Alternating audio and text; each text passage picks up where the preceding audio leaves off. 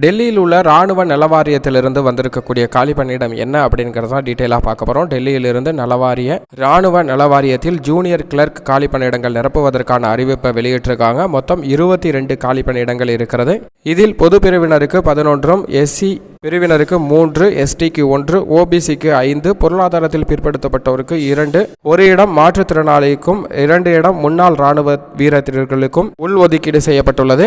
மேலும் வயது வரம்பிலையும் தளர்வு அறிவிக்கப்பட்டுள்ளது. 21 வயதிலிருந்து 30 வயதிற்குள் உள்ளவர்கள் விண்ணப்பிக்கலாம். கல்வி தகுதியை பொறுத்தவரைக்கும் 12ஆம் வகுப்பு தேர்ச்சியுடன் ஆங்கில டைப் ரைட்டிங் 15 நிமிடத்திற்குள் 35 வார்த்தைகளை 1 நிமிடத்திற்குள் டைப் செய்ய வேண்டும். இந்தியில் 30 வார்த்தைகளை டைப் செய்ய வேண்டும். இந்த தகுதி உடையவர்கள் விண்ணப்பிக்கலாம் அப்படிங்கிறத தெரிவிச்சிருக்காங்க. ஆங்கிலத்தில் 35 வார்த்தைகள் அல்லது ஹிந்தியில் 30 வார்த்தைகளை 1 நிமிடத்திற்குள் டைப் செய்யணும் அப்படிங்கிறத குறிப்பிட்டிருக்காங்க.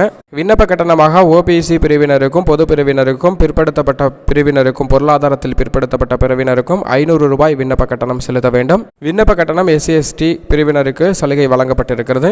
விண்ணப்பிப்பதற்கு அபிஷியல் இணையதளம் delhi.cantt.gov.in என்ற இணையதளத்தில் விண்ணப்பிக்கலாம். விண்ணப்பிப்பதற்கு கடைசி நாள் 13 ஜனவரி 2023.